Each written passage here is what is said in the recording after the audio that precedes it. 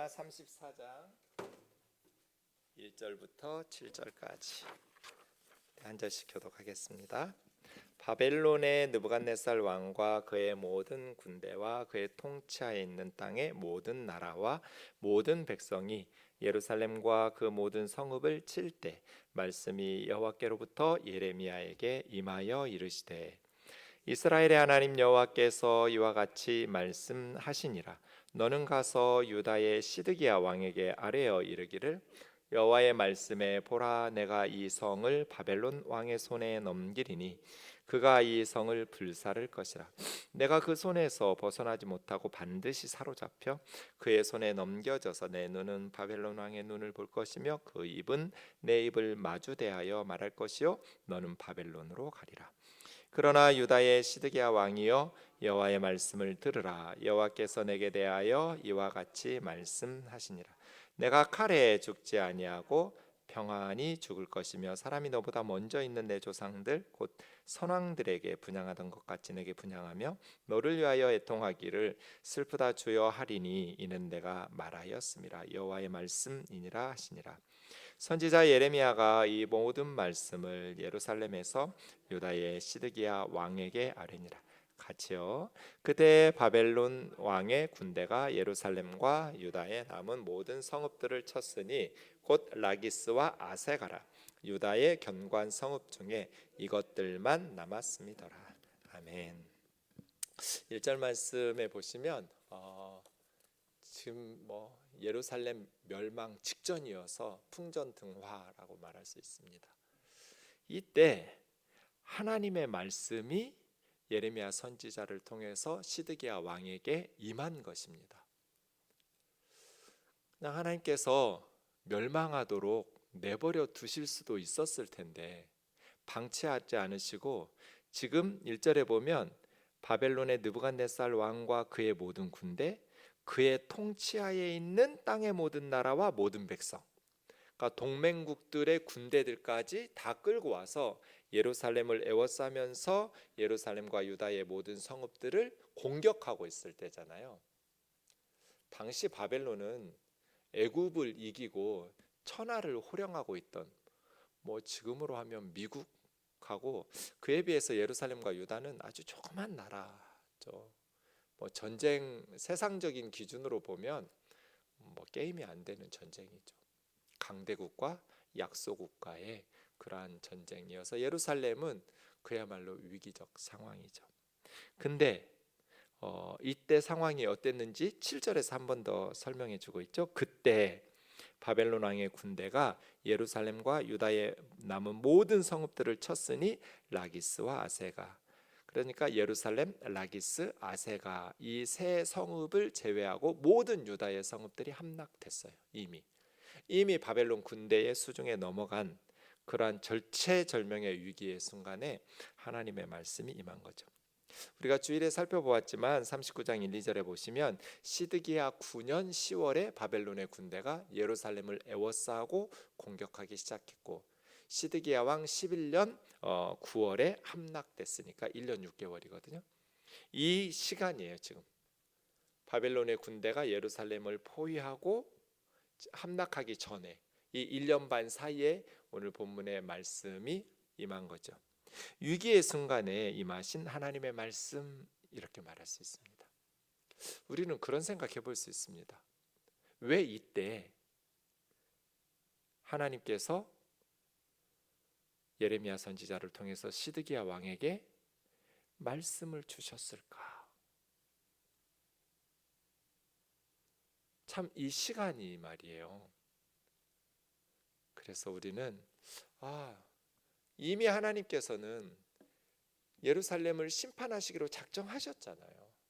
예레미야 선지자를 통해서 예루살렘에서, 그리고 에스겔 선지자를 통해서 바벨론 포로지에서 동일한 말씀을 하나님께서는 주의 종들을 통해서 선언하셨는데 예루살렘 군대는 절대로 바벨론 느부갓네살 왕의 군대를 이기지 못할 거고 바벨론 느부갓네살의 군대를 하나님께서 회초리로 도구로 불러들이셔서 마치 이방인의 군대의 총사령관이 되신 것처럼 하나님께서 바벨론의 군대를 진두지휘하시면서 예루살렘을 공격하고 계시는, 상상할 수도 없는 일이죠. 어떻게 하나님께서 예루살렘을 무너뜨리려는 바벨론의 군대를 진두지휘하시는 사령관이 되실 수 있어요? 그만큼 하나님은 오래 참으시지만 영원히 참지는 않으시거든요.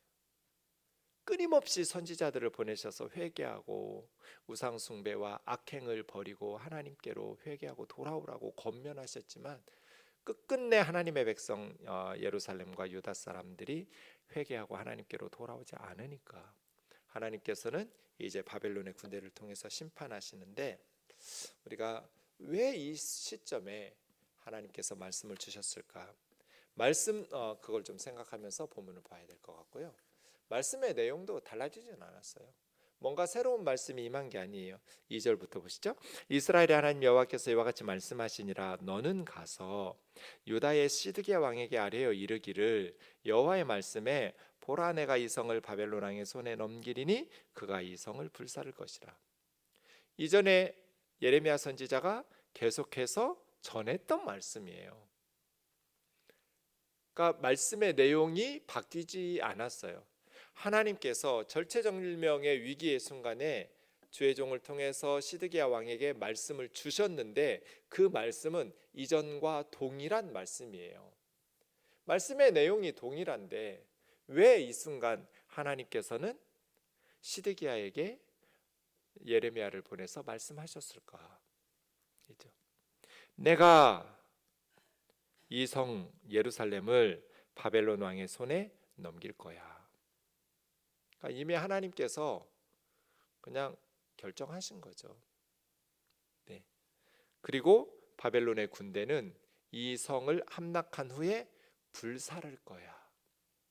예루살렘 성전도 왕궁도, 솔로몬이 지었던 예루살렘 성전, 또 왕궁, 또 고관 대작들의 좋은 집들 다 불살라졌어요. 그 다음 성은 그렇게 바벨론의 왕의 손에 넘어가서 불살라질 것이고, 왕 시드기야는 어떻게 될 것인가? 3절부터입니다. 네가 그 손에서 벗어나지 못하고 바벨론 왕의 손에서 벗어나지 못할 거야. 시드기야 왕 너도 반드시 사로잡혀서 바벨론 왕의 손에 넘겨지게 될 거다. 네 눈이 바벨론 왕의 눈을 보고 그의 입이 내 입을 대하여 마주대하여 말할 것이다. 그러니까 너는 달아나거나 전쟁 승리는 말할 것도 없고 달아나서 피할 수 없을 것이다. 대면하면서 바벨론 왕 앞에 끌려가서 신문을 당할 거야. 너의 눈이 바벨론 왕의 눈을 보고 그의 입이 너의 입술을 마주대하여 말하는, 그냥 가까이서 대면하면서 너는 바벨론 왕 앞으로 끌려가서 신문을 당할 거야. 그리고 너는 바벨론으로 끌려가게 될 거야. 그러니까 시드기야 왕에 대해서도 달라지지 않았어요, 메시지가. 그런데 원하지 않는 말씀이죠. 하나님의 말씀이 임했다고 해서 예레미야 선지자가 왕을 만나러 왔을 때 혹시라도 뭔가 긍정적이고 희망적인 하나님의 말씀을 기대하면서 예레미야를 맞이했을 수도 있겠죠. 그러나 선지자 예레미야는 이전과 동일하게 예루살렘 성은 불살라질 것이고 왕은 사로잡혀서 바벨론의 포로로 끌려가게 될 거라고 예레미야 선지자가 예언한 그대로 되거든요. 그러나 4절 5절이에요. 유다의 시드기야 왕이여 여호와의 말씀을 들으라. 여호와께서 내게 대하여 이와 같이 말씀하시니라. 내가 칼에 죽지 아니하고. 이건 뭐예요? 전쟁 중에 전사하지는 않는다는 뜻이죠. 칼에 죽지는 않을 거예요. 시드기야 왕은 사실 그대로 돼요. 그냥 포로로 끌려가서 바벨론에서 죽는데, 성경에는 이 시드기야가 어떻게 살다 죽었는지 기록은 없는데 오늘 5절에 보면 평안히 죽을 것이며 사라님이 너보다 먼저 있는 조상들 곧 선왕들에게 분향하던 것 같이 네가 죽은 후에 너에게 분향하고 너를 위하여 애통해하면서 슬프다 주여 할 것이다. 왜? 하나님께서 말씀하셨기 때문에 그대로 될 거다. 여호와의 말씀이니라. 이렇게. 그러니까 전쟁 중에 칼에 죽지는 않지만 바벨론에 끌려가서 고통스럽게 살다가 편안히 죽을 것이다. 근데 사실은 성경학자들은 이 5절에 평안히 죽을 거라는 것을 약간 비꼬는 말로 해요. 왜냐하면 느부갓네살에게 끌려가서 림나에 끌려가 여리고 평지에서 밤에 도망가다가 붙잡혔어요. 그래서 림나에 있던 느부갓네살 왕 앞으로 끌려가서 이 시드기야가 보는 앞에서 두 아들을 죽여요. 자기 두 아들 왕자 아들이 바벨론 왕에 의해서 죽임 당하는 걸 아비로서 보는 건 너무나 가슴 찢어지는 일이겠죠. 그리고 두 눈이 뽑혀요. 시드기야 왕의 두 눈이 뽑히고 쇠사슬에 묶여서 바벨론으로 끌려가요. 그러면서 고통스럽게 살다가 죽어요. 그러니 왕으로서 부귀영화를 누리면서 이스라엘에서 그렇게 11년 동안 시드기야가 왕 위에서 그러한 온갖 가장 좋은 권력의 맛을 누리다가 가장 비참하고 고난스러운 마지막 삶을 사는 거잖아요. 그래서 죽을 때 차라리 죽는 것이 평안할 것이다. 그 전까지는 너무나 고통스러운 삶을 살게 될 것이다 라는 것으로 5절에 자식들을 잃어버리고 두 눈이 뽑히고 쇠사슬에 끌려간 노예가 어떤 대접 받으면서 살았겠어요. 너무나 고통스럽게 시드기야는 삶을 살아가겠죠. 그래서 차라리 죽는 것이 편안하다고 느낄 것이다. 이런 워드 플레이로 보죠. 편안히 죽을 것이며. 네. 자, 이 말씀을 여러분에게, 여러분 예레미야예요. 하나님께서 주시면서 시드기야 왕에게 전하라고 하면 여러분 어떤 생각 드실 것 같으세요? 저 같으면 하나님이 직접 말씀하시면 안 돼요? 왜 저를 보내세요? 아니 어떻게 이런 말을 전하라고 하냐고요. 왕에게 일개 선지자가, 그때 왕은 절대 권력을 가지고 있는데 말이에요. 그것도 전시 상황이어서 조금만 눈밖에 나면 즉결 처형시킬 수 있잖아요.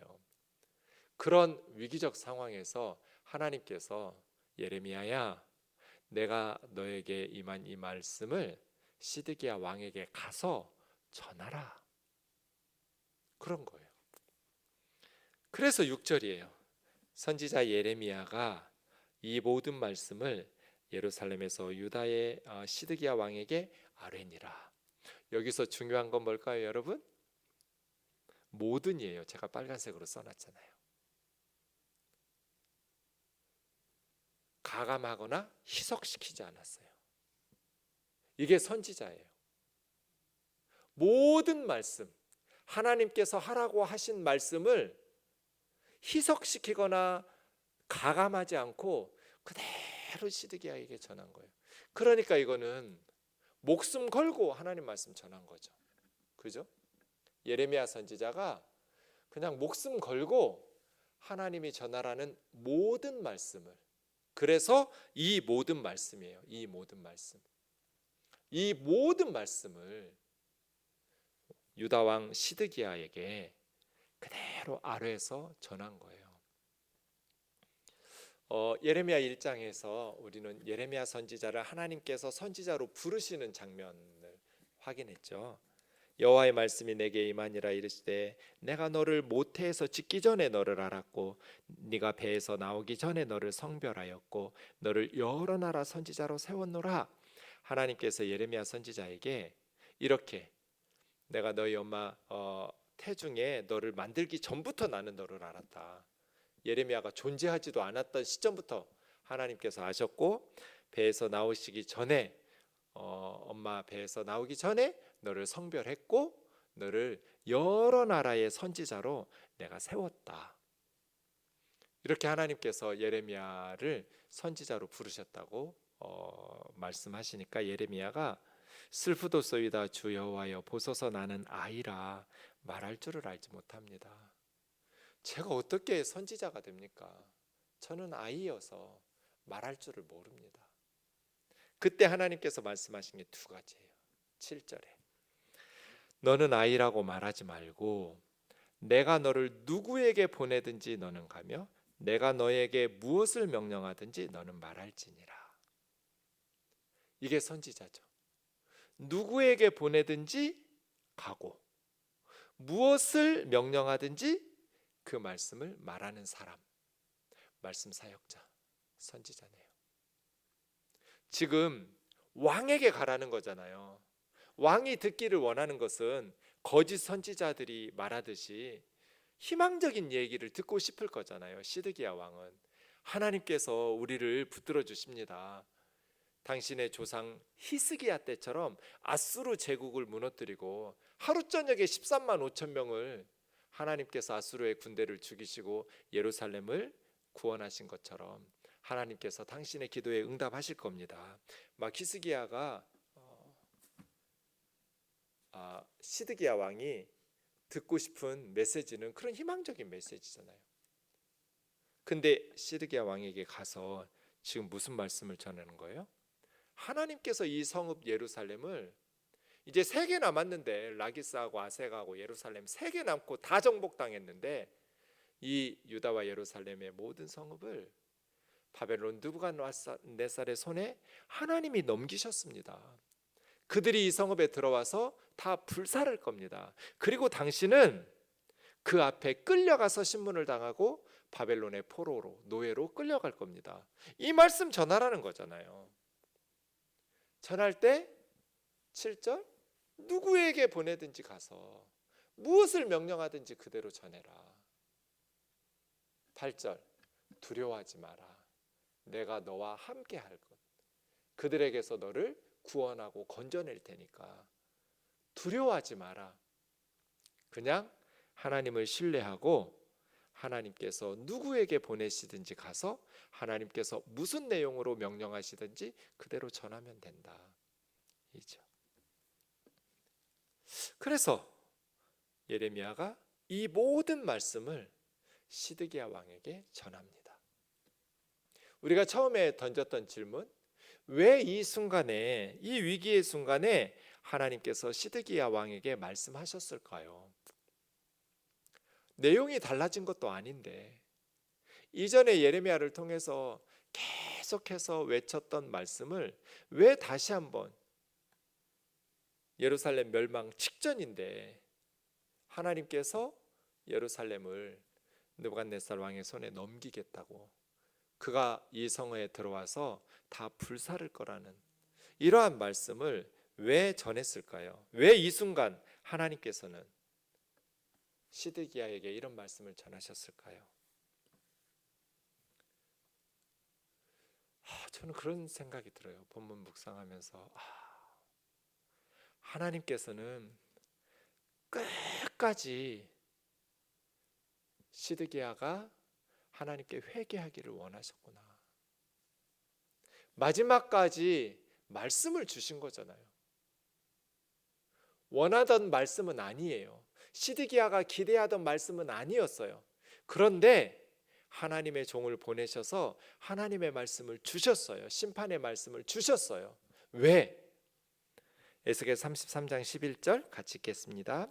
시작. 너는 그들에게 말하라. 주 여호와의 말씀이니라. 나의 삶을 두고 맹세하노니 나는 악인이 죽는 것을 기뻐하지 아니하고 악인이 그의 길에서 돌이켜 떠나 사는 것을 기뻐하노라. 이스라엘 족속아 돌이키고 돌이키라. 너희 악한 길에서 떠나라. 어찌 죽고자 하느냐 하셨다 하라. 이 마음으로 하나님께서는 마지막까지 시드기야에게 주의 종을 보내셔서 말씀하시는 거죠. 하나님은 악인이 죽는 것을 기뻐하지 않으세요. 악인이니까 죽어야 마땅할 것 같지만 하나님께서는 악인이 죽는 것도 기뻐하지 않으세요. 악인이 회개하고 악에서 돌이켜 떠나 사는 것을 원하시고 하나님께서는 악인들이 회개해서 사는 것을 기뻐하세요. 그래서 이스라엘 족속에게 돌이키고 돌이키라고 지금 에스겔이 외쳤던 것처럼 예레미야가 마지막 순간까지 외치고 있는 거예요. 돌이키고 돌이키라. 악한 길에서 떠나라. 지금 바벨론 포로지에서 에스겔만 이런 말씀을 하시는가? 아니에요. 예레미야도 똑같은 말씀하세요. 예레미야 18장 7절에서 10절 보시면 내가 어느 민족이나 국가를 뽑거나 부수거나 멸하라 할 때, 왜 하나님께서 어느 민족이나 국가를 뽑거나 부수거나 멸하실까요? 악했으니까요. 그 나라와 민족이 너무나 악하니까 그 악행에 대해서 하나님이 심판하시려고 생각하신 거예요. 그런데 내가 말한 그 민족이 그의 악에서 돌이키면, 요나 선지자의 말씀을 듣고 회개하고 돌이켰던 니느웨 사람들처럼, 아수르의 니느웨 사람들처럼 그들의 악에서 돌이키면 내가 그들에게 내리기로 생각하였던 재앙에 대하여 뜻을 돌이킬 거다. 그러니까 무슨 뜻이에요? 하나님께서 심판의 말씀을 선언해도 니느웨 사람들처럼 회개하고 악에서 돌이키면 하나님께서는 그들에게 내리려고 생각하셨던 재앙을 내리지 않으신다는 거잖아요. 그들에게 내리려고 계획하시고 뜻하셨던 재앙에 대해서 하나님이 생각을, 뜻을 바꾸셔요. 이건 반대도 마찬가지예요. 9절에 보시면 내가 어느 민족이나 국가를 건설하거나 심으려 할 때, 왜요? 그 민족이 하나님의 말씀에 순종하면서 의롭게 사니까 어느 민족이나 국가를 하나님께서 복을 주시려고 생각하고 계신 거죠. 근데 만일 그들이 나 보기에 악한 것을 행하여 내 목소리를 청종하지 아니하면, 그래서 여러분, 선을 행하다가 낙심하지 말지니라고 성경이 권면하는 거예요. 선을 행하다가 낙심하면 착하게 살아도, 믿음으로 말씀에 순종하면서 살아도 소용도 없네, 기도해도 들어주시지도 않네 하고 포기하는 거예요. 물은 100도씨가 되면 반드시 끓어요. 근데 어떤 사람은 70도 아무리 가열해도 안 끄네, 70도에서 포기하고, 어떤 사람은 80도에서 포기하고, 제일 아까운 사람은 90 몇 도에서 포기한 사람들이겠죠. 기도해도 소용없네, 말씀대로 착하게 살아도 소용없네, 그러면서 기도를 안 해. 세상 사람들처럼 살아요. 열심히 신앙생활 하다가 낙심해서, 선을 행할 때 낙심하지 말지니, 멈추지 않고 지속적으로 반복해서 계속해서 선을 행하면 하나님의 때가 되면 반드시 열매를 맺죠. 그런데 이 사람들은 왜 하나님께서 어느 민족이나 국가를 건설하고 심으려고 지금 생각하고 있었어요. 왜요? 착하게 사니까요. 말씀에 순종하면서 사니까요. 기도하면서 사니까요. 하나님께서 복을 주시려고 뜻하고 계셨어요. 그런데 중간에 낙심하면서 포기한 거예요. 기도해도 소용없네, 말씀대로 살아도 소용없네, 그냥 세상 사람들 하나님도 안 믿고 기도도 안 하고 악하게 사는 사람들이 훨씬 더 성공하고, 이런데 시험이 들어가지고 그 선한 일을 버리고 하나님 보시기에 악한 것을 행하여 하나님 목소리를 청종하지 않으면 내가 그에게 유익하게 하리라고 한 복에 대하여 뜻을 돌이키리라. 그럼 뭐예요? 하나님이 원래는 복을 주시려고 뜻하고 계셨는데 복을 주시지 않겠다는 거잖아요. 에스겔의 말이나 예레미야 선지자의 말이 동일해요. 그래서 제가 늘 말씀드리잖아요. 하나님의 말씀을 들을 때 그 말씀의 내용이 중요한데 더 중요한 게 한 가지 있습니다. 그 말씀의 내용이 축복의 말씀이면 좋겠죠. 위로와 소망을 주는 말씀 듣고 싶어요, 우리는.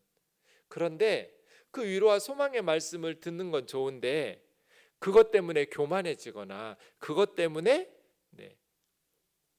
하나님의 말씀에 불순종하게 되면 하나님께서 복을 주시려고, 유익하게 하려고 주시려던 그 뜻을 바꾸시니까, 또 반대로 하나님의 말씀의 내용이 오늘 본문 시드기야처럼 그런 절망적인 내용이에요. 희망적인 내용이 아니고 나라 망하고 불살라진다 그러고 너 바벨론 포로에 끌려간다는 이런 절망적인 내용이에요. 왜 이 시점에서 예레미야를 보내셔서 하나님께서는 왕에게 말씀을 주실까? 저는 늦은 시각은 없다고 봐요. 마지막까지 하나님께서는 시드기야에게 회개할 기회를 주신 것 같아요. 그렇지 않으면 이전과 동일한 내용의 메시지를 예레미야 보내면서 목숨 걸고 선지자 보내가지고 말씀을 전하실 리가 없어요.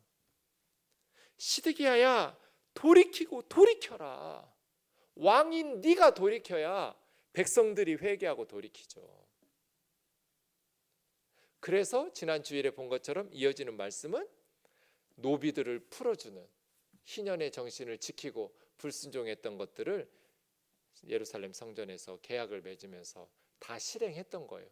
그래서 애굽의 바로의 군대가 올라온다는 소문을 듣고 바벨론의 군대는 일시 퇴각하면서 물러났는데, 바벨론 군대가 물러나니까 다시 자유를 주었던 노비들을 끌어다가 억지로 노비로 삼아서 바벨론 군대에게 하나님께서 명령하셔서 바벨론 군대가 다시 예루살렘에 와서 함락시키고 나라 망한 거잖아요.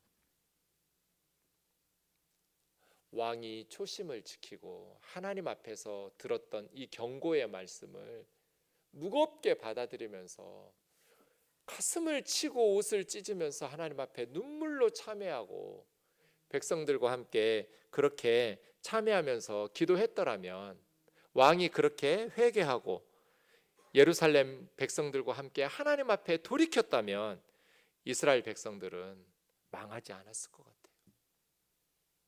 하나님의 뜻은 분명했어요. 그러나 마지막까지 하나님께서는 선지자를 보내셔서 하나님의 말씀을 주셨어요. 왜요?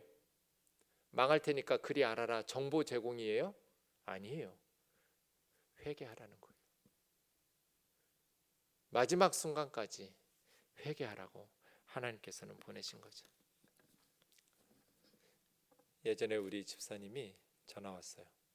목사님, 아버지가 지금 서울대학병원 중환자실에 있어요. 의식은 없어요. 하루에 2번 면회 있어요. 낮 12시, 밤 12시. 목사님, 낮 12시에는 차도 막히고 목사님도 바쁘니까 밤 12시에 와서 우리 아버지한테 날마다 전도해 주세요. 우리 교회 집사가 저한테 그랬어요. 제가 뭐라고 그랬을까요? 땡큐 그랬어요. 그리고 날마다 해화동에 가서 그냥 의식도 없어요. 그 면회 30분 대기하고 있다가 밤 12시에 들어가가지고 귀에다가 대고 복음 전하는 거예요. 어르신, 하나님 당신 사랑하십니다. 예수님 믿고 회개하고 구원받고 천국 가셔야 됩니다. 그렇게 몇 주를 했어요. 지나놓고 보니까 돌아가시기 전날 마지막에 아버지가 의식이 돌아왔어요. 잠깐.